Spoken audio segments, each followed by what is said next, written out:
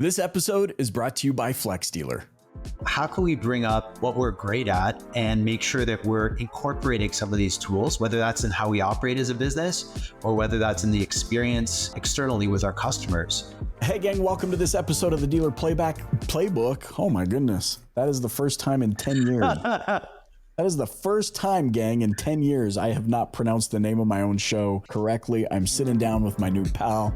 He's the president of Roy Foss Automotive Group. James, thanks so much for joining me on the Dealer Playbook. Great to be here, Michael. So talk to me a little bit about the auto group. From what I understand, it's 3 generations now. Yeah. How did you guys get started?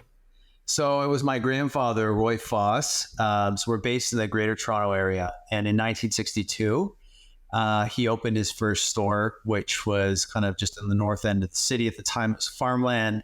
And we're over 60 years, obviously, being in business. Wow. So there's 3 parts of our business, really. We've got dealerships, our dealership operations, and we operate the largest Cadillac dealership in the country, Canada. And then we have fleet leasing and management business, Foss National Leasing and Lease Plan Canada, which is really a fleet leasing and management business. We operate, manage over 50,000 vehicles across the country. And then the kind of third silo of our business is around kind of ancillary businesses, investments, and we're really thinking about the future of e-mobility. I know there's a lot of talk about the future of our business and, whether it's electrification, autonomy, connected vehicles, and just the convenience economy. And so we're really using that as a platform to invest and align ourselves with some of the growth areas that we're excited about. Dang. I mean, what's cool about this is, a 60-year history and getting to be doing all of this in a time period where some futurists or technologists are saying we are experiencing 100 years worth of technological advancement or innovation every 5 years. Yeah. And so the fact that you're saying, hey, just 60 years ago, farmland, north of the city area, and here we are discussing autonomous vehicles, EVs, connected vehicles.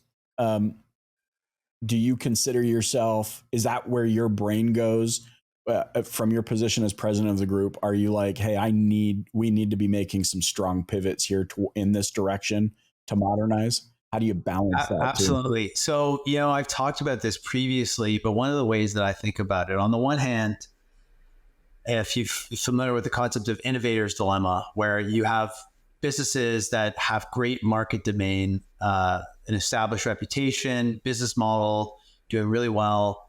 And then all of a sudden there's the question, well, who moved my cheese, right? Like they wake up one day and there's this new, market competitor, or the industry does a complete 180. So on the one hand, we have to be really good at what we do in our core business, right? We got to make sure that we're exceptional in the dealership operations business and the fleet management leasing side of the business. And, because if we focus excessively long-term, that's at the neglect of today, really, in our success, and our ability to fund growth into the future. But if we don't think longer term, I think there's existential risk, right? At the end of the day. And so there's a lot of different moving forces in our business. Electrification was a way for a lot of OEMs to say, hey, listen, let's look at the dealer sales and service agreement. Let's think about how we want to market our vehicles to the consumers if we want to move away from price haggling. It's been a way that I think a lot of the manufacturers have really challenged some of the assumptions around the dealer model. And so we don't want to wake up one day and all of a sudden, there is no dealership model. Sure. Not that is a viable possibility, at least in the near term, because I think that, dealers just generally play a really important role in our communities and making sure that we have the direct, frontline communication with our clients. And the great dealers are really good about immersing themselves, in the communities that they serve. And that's, you don't get to 60 years in business and not have the benefit of that. Right. So lucky, and we're fortunate that we have that reputation. But, if we're excessively focused on the short term, and we're not making strategic bets into the future, that's where, I get concerned, but I also get excited at the opportunity. It's a great way to say, hey, listen, we don't need to go all in on everything. We can pick a few things that are related to our business if we zoom out a little bit. So that's kind of how I'm thinking about it. You know, and it's exciting for me, right? But it's finding that right balance. It's really kind of what occupies. And I love how you're saying, you know, you're talking about it was almost EVs were kind of a perfect excuse, if any, for them to look at the dealer model and say, well, where do we see things going in the long term? Do you think with AI and just all of the miscellany of things, do you think we arrive honestly at a place in the world where nobody wants to talk to another human being? Well, so yeah, the answer to that question is obviously there's a really interesting question that Jeff Bezos has repeatedly asked, which is like, with all the focus on what's changing, it can be overwhelming. Yeah. So sometimes it's helpful to go back to first principles and ask the question, you know, what's never going to change? And in my view, the short answer to your question is no, AI will not eat up the whole world. Right. You know, who knows, things can go off the rails, but you know, I think as long as we're intentional about, you know, and the communities around kind of regulation and being careful about the future there. But I think the question underlying your question is really, what is not going to change? Like, what is not going to change about how we operate, who we are as people, and how we want to transact? And I think, and this is what's driving our investment strategy and our kind of long-term strategy is, one, people will always need to get somewhere, right? So at the end of the day, mobility is a long-term necessity. Now, things can reduce that need, whether it's Zoom or, you know, virtual meetings, but people will always need to get to the people and places that matter most to them. That's number one. The second thing that we believe is that people, for larger decisions in their lives, rely on credible experts that they can trust and they know what they're doing. And so when I think you combine those two realities, then you start to ask, okay, well, how can we bring up, you know, what we're great at and make sure that we're incorporating some of these tools, whether that's in how we operate as a business or whether that's in the experience externally with our customers. And so then it becomes less of a zero sum that we have to succeed in one area to the detriment of an entire industry. And it becomes more of, okay, how do these ecosystems expand to eat up all the things that will add value for our employees and for our customers, right? And so, you know, that's kind of how we're thinking about it.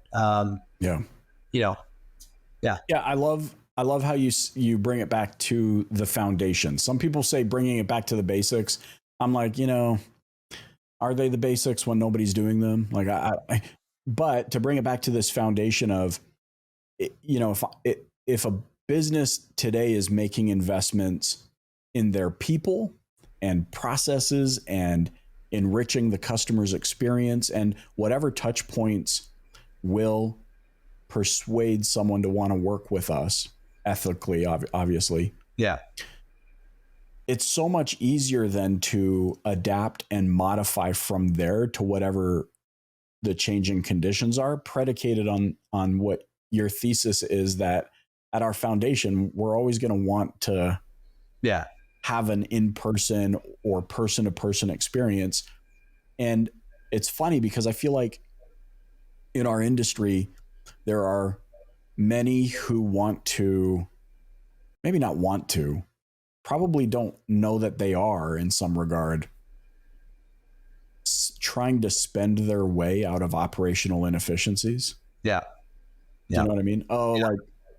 Yeah, because it's a transaction. It's a way of saying, hey, look, the problem is external, right? I can pay money for this new solution to the neglect of like doing the work of consistency, of really understanding the problem, of having relationships with your team members, right? It's easy to say, hey, listen, there's this, you know, all we have to do is sell one car a month to justify this new vendor that will solve all of our problems. And we know that the reality is that there's a lot of great vendors, but most oftentimes, you know, we know the answer, we can address it, but it takes time and it takes focus and it takes saying no to a whole bunch of interesting opportunities so we can focus on a few important things to drive impact. Yeah, I love that the word is focus. sitting in your chair as the president of the group with a vantage point where you're able to see the playing field, you're seeing down the road, you're seeing what's right in front of you. How do you, or what do you suggest is the best way to convey to your team some of the perhaps, I don't know, uncomfortable moments that will come as you slowly embrace change? Like maybe it's a slight shift in process. And now you, if I understand correctly, 300 plus employees across the group. How do you, I mean, from where you're sitting, seeing it, how do you convey that to your people in a way that they maintain buy-in, that they're not feeling overwhelmed by the future and balancing today in addition to trying to progress? So I'm going to answer your question in a way that's is a little bit humbling for me. So I'll answer it with a failure, or at least something that was a great learning for me, that taught me a lesson. I want to say about 6 years ago, we launched a really exciting initiative, and it was called the Foss Circle. And it kind of surrounded around a kind of wellness initiative that was really 3 dimensions to it. Me, we, and work. So at the core, if we kind of invest in people as individuals, health, wellness, mindset, and then we go beyond and we say the relationships, if we could create a whole bunch of tools and programs and things that would help people deepen the relationships with the people inside work and beyond. And then we can give people like the training and the tools to expand beyond, to drive impact at the third category, which was work, that this would be the unlock and help drive our culture.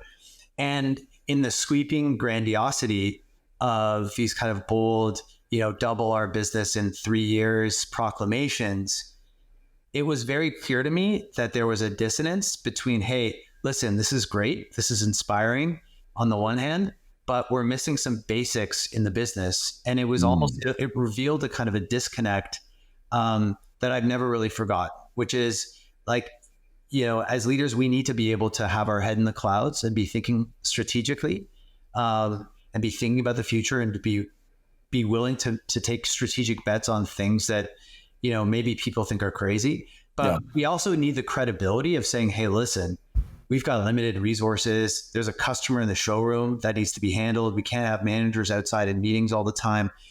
So making sure that we understand at the ground level what the business needs to build credibility, and then, support that with how can we, we're focused on our customer, we're focused on our employees. Now, how can we layer on innovation? How can we, create a message that expands beyond that? And for me, the bridge is great leadership, to be honest, right? Leadership is a watered down term, but it's really, the impact that our leaders have in kind of setting a clear vision for where they want to go themselves and the wider teams that they support.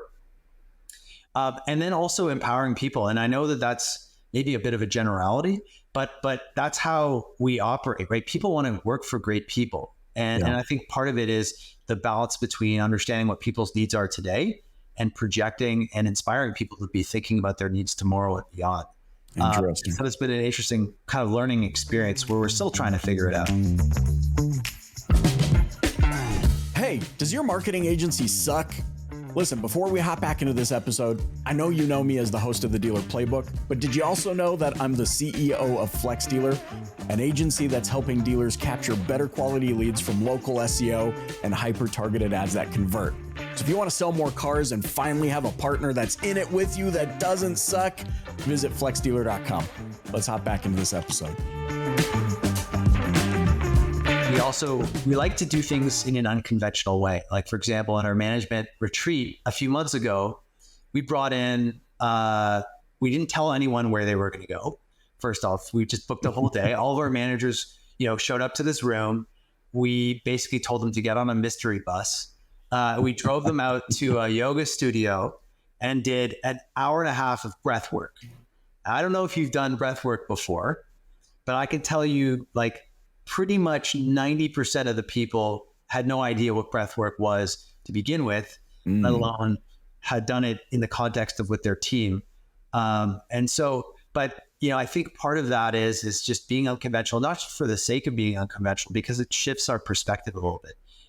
If we're willing to kind of change our physiological states, that's where, and then be a little bit more vulnerable and be a little bit more candid and honest with people. That's where the real shifts happen, right? Because people are saying, like, what if we did this? And it becomes more of a yes and environment, as opposed to why this won't work. Yeah. Interesting. I've never done breath work to the degree that I'm sure it happened there. But I love the idea of, being grounded, right? Because we're in a really ambitious industry and there's a lot of things happening all at once, and we're trying to maneuver change and make sense of the future and provide a great experience today and all sorts of things. But to be grounded through that, to be well through that, is something that really resonates with me. Yeah. And the fact that you guys are thinking about this from a leadership perspective, I think just speaks volumes to, the type of organization that you're leading. How does that play a role in, we're just going to do a little real talk, I think. How does that play into, obviously, sitting in the seat that you're in with stewardship for this entire organization and the ambitions that you have? Like, for example, I know I'm the kind of guy that, man, I know my ambitions are big. Yeah. I knew at 7 years old, James, that my ambitions were bigger than Vernon, British Columbia could allow me to do. You know what I mean? Like, there was something always in me. But I also know that if not properly managed, can cause me all sorts of, I don't know, unnecessary stress or anxiety, like just wanting to get to the thing I want to do as fast as possible. And I know our industry, by and large, has not quite found the anti-immune or the immunity serum for this. How do you navigate that? What does that look like for you to be able to contrast where you are today and where you want to go and the time in which it will take to get there? Well, it's interesting. The way I sometimes think about it is on the one hand, if you're clear about the expectations that you have for yourself and where you are, so if you're clear about where you want to go and where you are today, it creates an almost like dissonance in yourself because there's a gap, right? There's almost like I see this vision of where I want to go and I see where I'm at right now. And it almost creates a bit of suffering, not to get too, down this path. But I think the reality is that a lot of the anxiety in our industry and in other industries is really just a symptomatic of kind of being reactionary versus being able to respond. And where that comes from is just, it's really, is it about growth or is it about fear? Right. And I think having the mindset, it really does shift, our conversations and that's, I'll break it down to the front lines, right? Like, people could be listening and they could be saying, hey, listen, what are these guys talking about right now in terms of fear versus growth? Like, how's that going to help me sell cars? Sure. Well, I'll tell you right now, if you have a fear-based mindset and you're trying to figure out, look at a problem, I'll give you an example. One of the biggest challenges that I think a lot of dealers have, especially if they're in metro markets, we've gone from COVID, where we have no inventory, to our inventories, because we've gotten rid of, if you're in a metro market, holding lots that you would have had pre-COVID. We have no space for vehicles, right? Inventory levels are at that level. And, that has a huge impact on our ability to kind of get vehicles through get ready, merchandising. Our customers have no place to park, employee issues. If we're in a fear-based mindset and reactionary, the immediate answer is, okay, let's just go get more lots. When we take a beat to really think about it and get down to the first principles, we can start asking deeper questions, which are like, well, why do we have so many vehicles here to begin with? Why is it that so many of our repair orders are open and vehicles are staying here later? Why do we, what is our PDI, pre-delivery inspection process looking like, and how is that slowing us down? We're able to really understand the source and the root cause, as opposed to just, tying it back to what you were saying before. finding that X $1,000 a month solution that we think is going to be the panacea until, it's not, until we have a new, a shipment of vehicles that caught us in the last day of the month. Right. So that's really how I'm thinking about it. If we're amped up and we're feeling, anxious and we're angry because we're like frustrated, like that translates, I think, to our leadership team. And I'm not perfect. I'm still figuring it out. But right. I do sense that when we're operating from a place of more clarity and peace, that the quality of our conversations and our strategy improves. I love it. It brings it right back to facts. Hey, like, forget about all the possibility. Like, what are the facts right now? What am I dealing with? Yeah. Which is such a sound principle that I think rings true through pretty much any leadership book, right? And here you are now validating that from the real world, saying, no, you have to deal in the facts. You have to deal in the facts. Yeah. I want to slightly shift now and talk a little bit about where we started. You had brought up, EVs and autonomous vehicles and, that landscape and new and emerging ideas. When looking at that from a factual perspective, what's your take? I mean, there's always a back and forth with new and emerging trends in automotive, of some people who are like, absolutely, I'm going all in. There's others that take a more measured approach and say, well, what about charging infrastructure? What about, Canadian winters? What about like all of the things? What's your take on that? Like, is it cautious optimism? Is it, I know we're investing in it, but not aggressively? What facts are you looking at that are helping you decide where to invest? Yeah, I think that it starts with being extremely curious and getting a pulse on what's happening, because every day there's new developments on all aspects. I brought up those 4 kind of trends that I think about, which are, I said it was electrification was one, but it's really a shift towards, alternatives to ICE vehicles and whether that's electrification or hybrid or, different fuel sources. So that's theme number 1. Theme number 2 is autonomous technology. And I think we're a little kind of delayed in this regard, but there's some really interesting options that are available in the market right now that offer hands-free driving. And I think in the next couple of years, we're going to see a lot of use cases where we're going to be moving forward in that, in the self-driving and autonomous driving, maybe closed circuit spaces where we're following. Then the third is connected vehicles, which I think we've just scratched the surface on, which is, everything from over-the-air updates where, I think a lot of your audience probably would know, you can overnight, have your vehicle sit and tomorrow have, software upgrades. But it goes beyond that. It goes to a world where, we're subscribing to specific features that we don't need to pay for over the entire course of the vehicle. It goes to other ways that the vehicles can speak with each other. It goes to a shifting of thinking about our vehicles less as modes of transportation, although fundamentally that's what they are, and more as an opportunity to have different types of experiences and engage with the world while we're in the vehicle. And then I think the last is really just the convenience economy, the Amazonification of everything. And so I'm curious about these topics. Honestly, if you want to get super tactical, what I do is I have a whole bunch of these like RSS feeds and subscriptions, and they all kind of funnel through into this reader app, automotive news, all these kinds of things into this app that I have. And I'm just like, I've allocated time to be reading about it and I'm curious about it. I'm following people on LinkedIn and chatting about it. I'm sharing my thoughts. I'm attending conferences. I'm trying to network. I'm just trying to learn about it from people that are on the front lines. And I think, to answer your question, I think we have to, it's easy to be all in on something.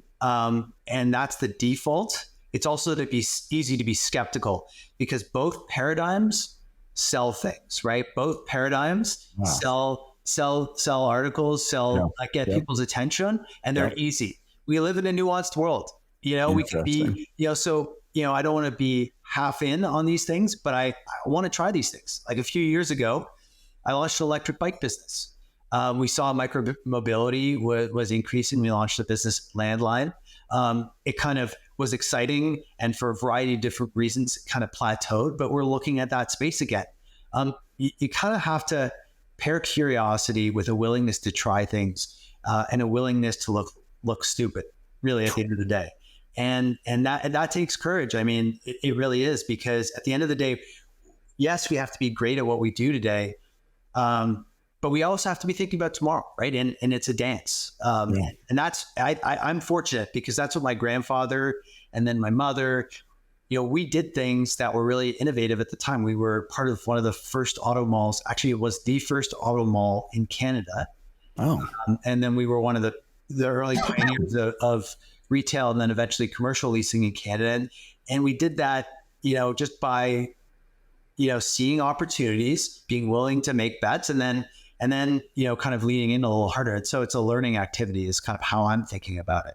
Yeah, I love that. It's like the theme for me from what you're saying is, if you want to be a player in the game, then you got to be willing to get off the bench and get onto the field. And it's going to look weird and awkward at first as you find your footing, but eventually, where you invest your attention is, and your curiosity, that's where you're going to play. And I think it's also okay to change your mind.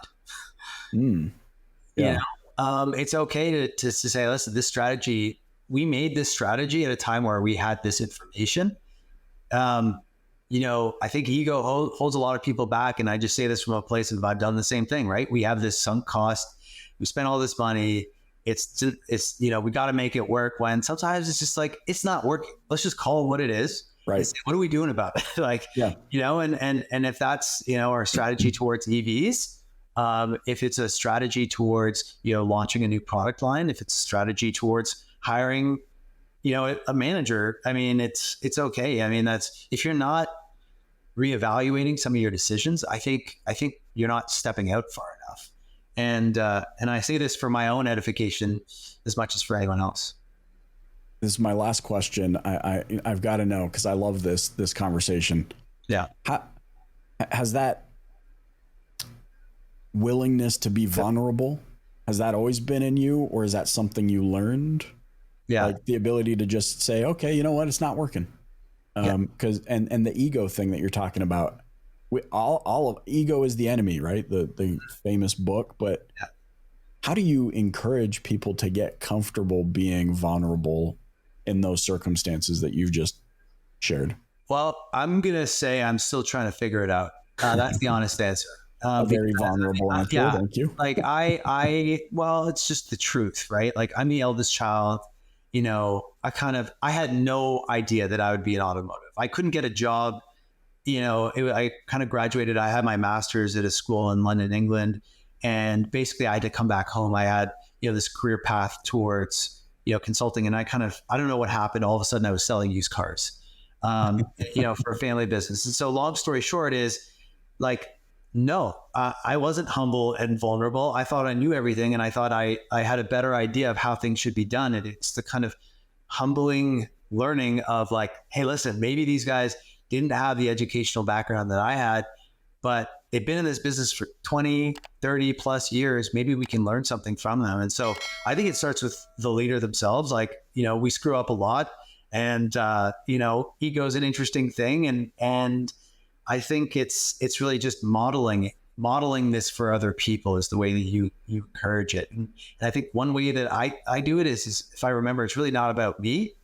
It's about our customers. It's about our business. How can we serve? What can we do? And it's about honesty, right? It's about saying, listen, I think people respect honesty and candor and directness, and we don't always get it right. But like, we try and we care about people. And I think people respect that. And you do that long enough, and then, you'll get maybe a reputation, and it becomes part of your DNA. But we're always trying to figure it out. I don't have all the answers. I love it, man. Thank you for joining me on the show. How can those listening and watching connect with you? Best place would be LinkedIn. You can search me as James Ricci on LinkedIn. I love to connect with people, like-minded people. I share some thoughts weekly through that. I'm also on Substack. I'm looking forward to kind of continuing to build community, and love to connect with anyone. Awesome, sir. Thank you so much for joining me on the Dealer Playbook podcast. Thank you, brother. Take care, Michael. Hey, thanks for listening to the Dealer Playbook Podcast. If you enjoyed tuning in, please subscribe, share, and hit that like button. You can also join us and the DPB community on social media. Check back next week for a new Dealer Playbook episode. Thanks so much for joining.